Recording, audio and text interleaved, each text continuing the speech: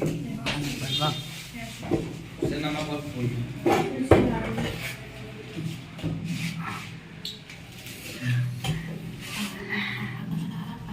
अभी लाइट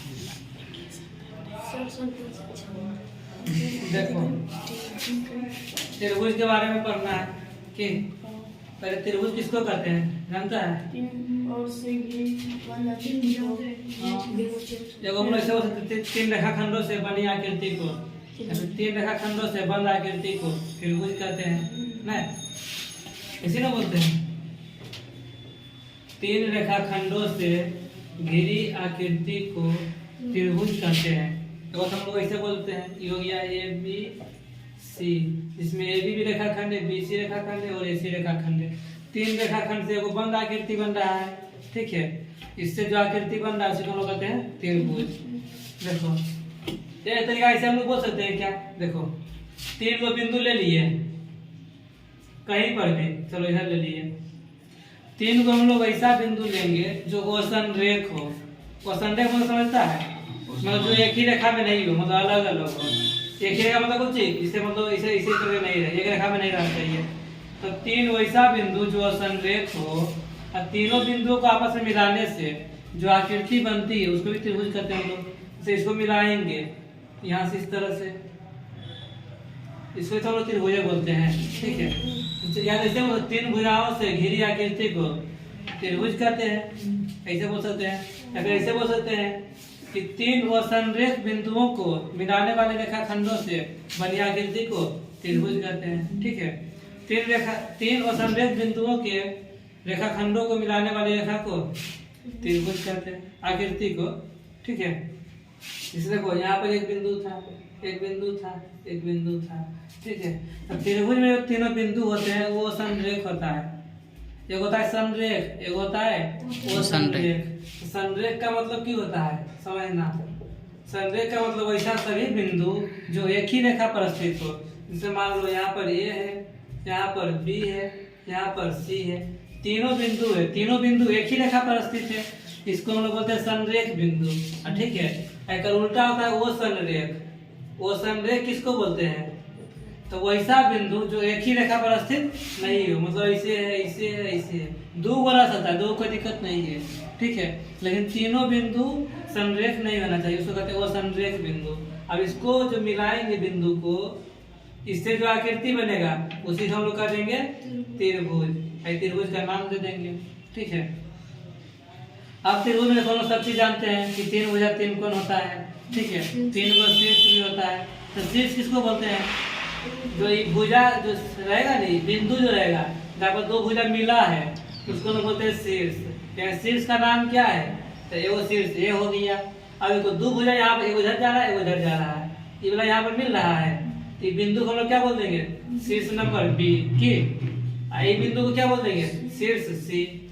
तो तीन को शीर्ष होता है, कौन कौन? एगो ए हो जाएगा, एगो बी हो जाएगा, एगो सी हो जाएगा। खाली ऐसे पर खाली ए लिख दो, मतलब ए शीर्ष के बारे में बोल रहे हैं, खाली बी लिख देगा, बी शीर्ष के बारे में बोल रहे हैं, और सी लिख देंगे, सी शीर्ष के बारे में बोल रहे हैं, ठीक है। ये सब हो जाएगा शीर्ष, कि कोई भी त्रिभुज में तीन को शीर्ष होता है। अब आता है भुजा। तो भुजा हम लोग किसको कहते हैं? तो दो गो शीर्ष है ना, उसको मिलाने वाले रेखाखंड को, दो गो शीर्ष, ये दोनों शीर्ष है, इसको मिलाने वाले रेखाखंड को, इसको हम लोग कहते हैं भुजा। ये दो गो बिंदु था, इसको मिलाने वाला रेखाखंड ये ना है, ए से लेके बी तक, मतलब ये बी है, इसको कहेंगे भुजा है ए बी।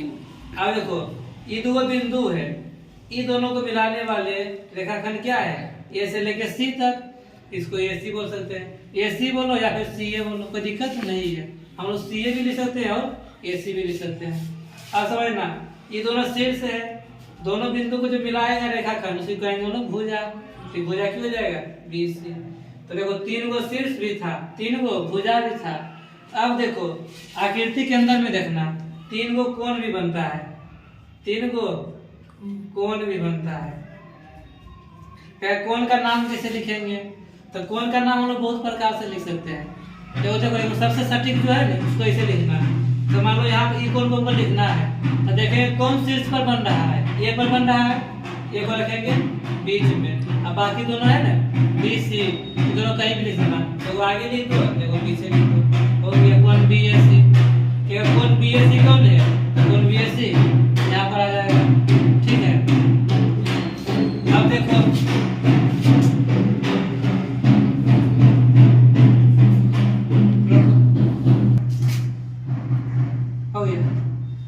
पहला कौन हो गया BSC। अब इसके बारे में लिख रहे हैं, शीर्ष B पर बन रहा है तो जिस पर बने उसको बीच में रखेंगे। अब बाकी बचे AC, AC को आगे पीछे लिख दो, यहाँ लिख देंगे A, यहाँ लिख देंगे C, ABC हो गया मतलब ये कौन। अब इसके बारे में लिख रहे हैं, C पर बन रहा है तो C को लिखेंगे बीच में, बाकी बचे B है, एक तरफ B लिख दो, इधर A लिख दो। इसमें कोई नियम नहीं कि B को आगे लिखो चाहे A को आगे लिखो, A को भी आगे लिख सकते हैं, B को भी आगे लिख सकते हैं। तो 3 से 3 भुजा 3 कोण हो जाएगा। ठीक है, इतना त्रिभुज के बारे में हो गया। अब देखेंगे त्रिभुज के प्रकार। तो देखो त्रिभुज के प्रकार को मेन रूप से दो तरह से बांटते हैं, एगो भुजा के आधार पर, एगो कोण के आधार पर, क्योंकि दो ये तो हमें करता है त्रिभुज में कि एगो शीर्ष बाकी बची है, शीर्ष तक एगो शीर्ष बिंदु है तो बिंदु का लोग परिभाषित नहीं कर सकते हैं। ठीक है, तब बिंदु के आधार पर, शीर्ष के आधार पर त्रिभुज को नहीं बांटते हैं। त्रिभुज को बांटते हैं भुजा के आधार पर और कोण के आधार पर। पहले भुजा के आधार पर देख लो कि जब मान लो कोई त्रिभुज है तो त्रिभुज में 3 को भुजा है। अब एक बात ध्यान देना, कहा कि तीनों भुजाओं के बीच में कैसा कैसा संबंध बन सकता है। तो तीनों भुजाएं ना, क्या तीनों भुजा में कैसा कैसा संबंध बन सकता है। तीनों बराबर रह सकता है क्या, तीनों छोटा रह सकता है क्या, कि चाहे 2 को बराबर रह सकता है क्या। तो देखो 3 संभावना बनता है, या देखो तीनों भुजा तो बराबर रह सकता है। ठीक है, या तो 2 भुजा बराबर रह सकता है, या फिर 1 भुजा बराबर नहीं रह सकता है। 3 भुजा है ना, यदि हमको संबंध निकालना रहेगा हम 3 ही संबंध निकाल सकते हैं, इसके अलावा संबंध नहीं निकाल सकते हैं। या तो तीनों भुजा बराबर रहे, ठीक है, या फिर 2 भुजा बराबर रहे, या फिर 1 भुजा बराबर नहीं रहे। ठीक है, इसीलिए त्रिभुज को 3 प्रकार से बांटते हैं। क्योंकि मेरे पास 3 स्थिति है कि 3 भुजा में 3 संबंध बन सकता है, इसलिए त्रिभुज को 3 प्रकार से बांटा गया भुजा के आधार पर। तो पहले कहेगा भुजा के आधार पर।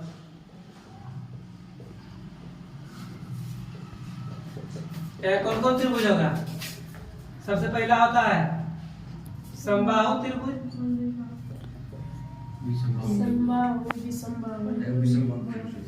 अब दूसरा देखना समद्वि बाहु त्रिभुज,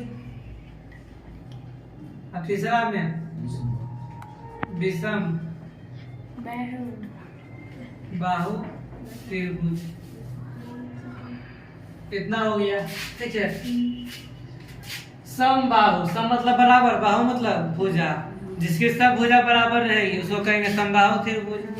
समद्विबाहु, सम मतलब बराबर, द्वि मतलब 2, बाहु मतलब भुजा, जिसकी 2 भुजा बराबर रहेगी उसको कहेंगे समद्विबाहु त्रिभुज। विषम बाहु, सम के उल्टा विषम, सम मतलब बराबर, विषम मतलब बराबर नहीं, जिसकी कोई भुजा बराबर नहीं रहेगी उसको कहेंगे विषम बाहु त्रिभुज। ठीक है, तो पहला आता है समबाहु त्रिभुज। देखना पहला कहेगा समबाहु त्रिभुज। क्या समबाहु त्रिभुज किसको कहते हैं, तो जिसकी तीनों भुजा बराबर हो उसको कहते हैं हम लोग समबाहु त्रिभुज। इसका मतलब की है कि AB, AC और BC सब क्या है बराबर होगा। इसका इसलिए सकते इसको AB बराबर BC बराबर CA, तीनों भुजा की हो गया बराबर। ठीक है, अब त्रिभुज क्या है देखो, बड़ी फेमस नियम है कि जब त्रिभुज का 2 भुजा या 3 भुजा बराबर रहे तो उसके सामने का कोण भी बराबर रहता है। ठीक है, यदि कोई त्रिभुज है ना, यदि 2 भुजा या 3 भुजा बराबर रहे, जितना भुजा बराबर रहे, बराबर भुजा के सामने का कोण भी बराबर होता है। ठीक है, देखो तीनों भुजा बराबर है तो अगर सामने तीनों कोण भी बराबर होगा, 2 भुजा बराबर रहेगा तो 2 कोण भी बराबर रहेगा। त्रिभुज में नियम यही है कि त्रिभुज के बराबर भुजा के सामने का कोण बराबर होता है। तो सुनो, ये भुजा के सामने कौन की है, ये वाला, ये भुजा सामने कौन, ये वाला, और ये भुजा सामने कौन, ये वाला। तो चूंकि तीनों भुजा बराबर है इसलिए तीनों कोण भी बराबर होगा। ठीक है, अब तीनों कोण का मान हम लोग कितना जानते हैं 180 डिग्री। अब तीनों कोण बराबर है तो मतलब क्या होगा, ये भी 60 होगा, ये भी 60 होगा और ये भी 60 होगा। समबाहु त्रिभुज का प्रत्येक कोण 60 डिग्री का होता है। यहाँ पर लिख सकते हैं कि प्रत्येक कोण कितना होता है बराबर 60 डिग्री। पहला त्रिभुज हो गया। दूसरा में क्या है समद्विबाहु त्रिभुज। समद्विबाहु का मतलब क्या होता है, जिसकी 2 भुजा बराबर हो। अच्छा, 2 भुजा कोई बराबर हो सकता है, इसे देखो या तो ये दोनों बराबर हो सकता है AB, या फिर AC बराबर हो सकता है, या फिर AB और BC बराबर हो सकता है, या फिर BC और AC बराबर हो सकता है। जिसकी कोई भी दो भुजा बराबर हो उसको हम लोग कहते हैं समद्विबाहु त्रिभुज। ठीक है, जैसे मान लो हम लोग ये दोनों ले रहे हैं, ये दोनों भुजा क्या है बराबर। अब देखो हम लोग क्या देखे हैं, हम लोग इसे लिख सकते हैं AB बराबर AC। चूंकि त्रिभुज में दो भुजा बराबर है इसे इसको कहते हैं समद्विबाहु त्रिभुज। अब चूंकि दो भुजा बराबर है दो कोण भी बराबर होगा, क्योंकि हम लोग नियम जानते हैं कि संगत भुजा के सामने का कोण बराबर होता है। तो देखो ये भुजा है, इसके सामने का कोण ये वाला और इसके सामने का कोण ये वाला, दोनों कोण में क्या होगा बराबर। यहाँ पर लिखेंगे ये कोण को क्या लिख सकते हैं हम लोग, कोण ABC, कोण ABC बराबर कोण ACB, कोण ACB।